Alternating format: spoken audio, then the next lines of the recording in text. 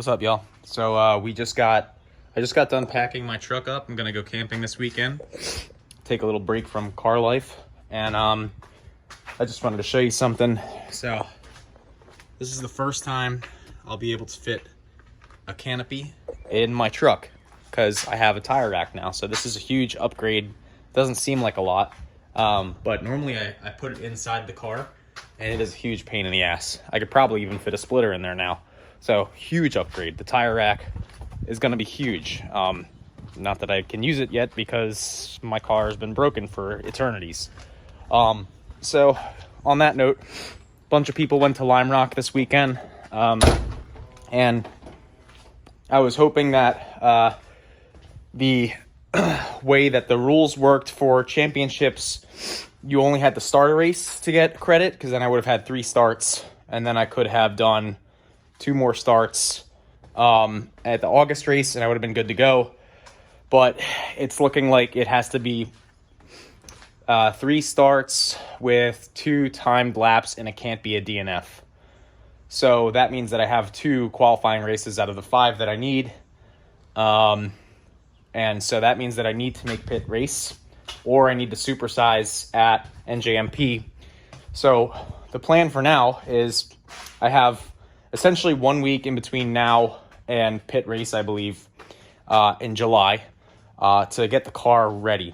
And the plan, if I can get the car together, is to basically just send it as is with the damage on the quarter. And hopefully nothing is too bent. It felt fine in that last race that it was in. And then the plan is to open this transmission up, see if I can fix it, and then do a supersize at pit race. So if I supersize, then I have 4 starts and then 2 starts at Watkins Glen, so that qualifies me for champs. It's going to be tough to make it, but it basically needs to happen, because I don't want to rely on the last event right before champs to get out there. I want to get the stuff done. I want to play the smart card, and yeah. But let's open up this transmission and see what it's all about. Okay, and just as a quick refresher for anyone who doesn't remember, this is the transmission that was in the car that was locking out of 4th gear on upshifts and on downshifts as well. So we're going to open it up.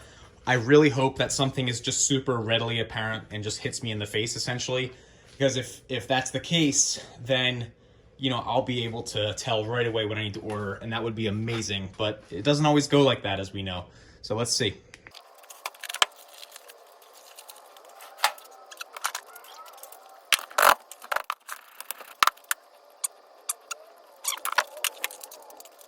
Ah, yes. So remember how I said that these bolts always back out on me? Look at what I found. I'm kicking myself right now. All right. So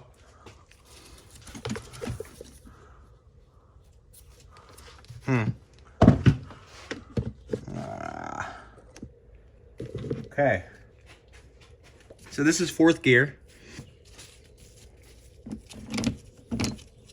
Okay.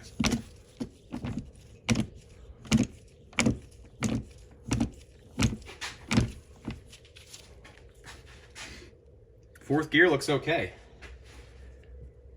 And there's 3rd gear.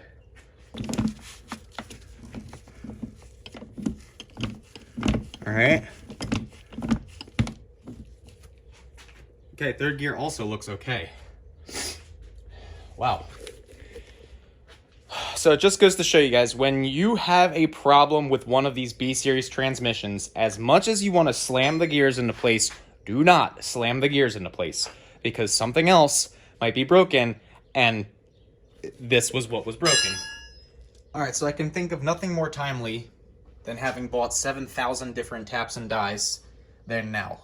Because what the plan is I always have trouble with that shift selector and the bolts, even when I torque it to spec. I torqued that to spec, and it's still backed out.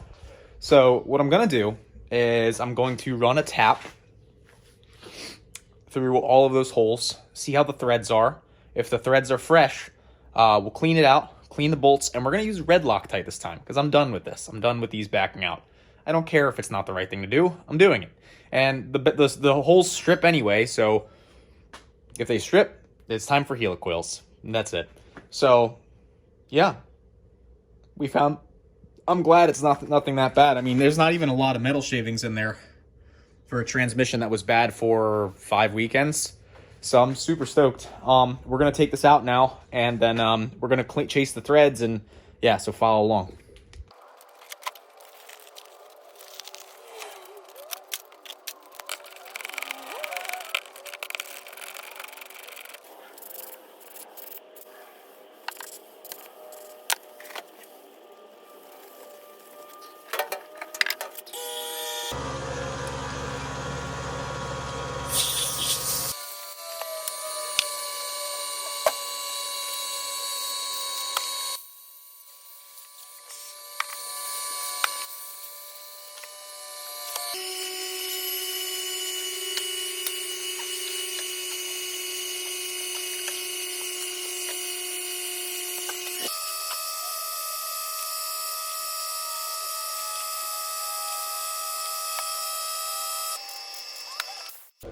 All right, they're all red Loctited up. So this tiny one is 9 foot-pounds. The rest of them are 11. So we got this set to 9 foot-pounds, and we're gonna get started on putting the bolts in. I'm also gonna check the tightness of this reverse thing. I don't want anything else coming loose in this transmission.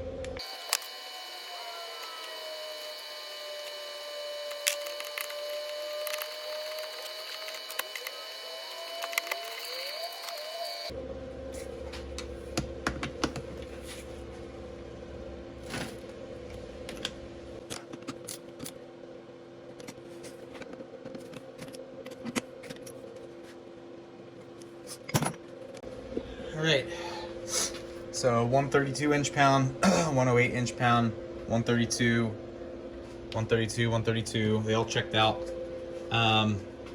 Bearings feel really good. All of them feel really good. Nice and tight. I don't see any issues with any of the sinkers or the gears. I think it's time to slap it back together. So this is all tight, not wobbling like it was anymore. So that's it. So I think that's it. So we're gonna clean it up, and then we're gonna get ready to slap the case back on. All right, everybody. That's a wrap for today. So basically went through and I cleaned the flange, the mating surface for the transmission itself. Went through, inspected everything that I could without taking anything out. It looks good, so I'm gonna send it again. This is the millionth time I've sent something this season. And then clean this out as well. Cleaned out the flange on this. So what I'm gonna do is I'm just going to do a little more cleaning, just make sure it's 100%, free of any foreign material. And then we will basically put this case on, and then it'll protect it from any dust or anything that gets in it. Not that it's going to be any worse than RTV that's floating around in there because I use too much. But yeah, so just going to cover it up, and we're going to call it a wrap. So looks like we found the issue, and then we can put this back in the car hopefully. So thanks for watching.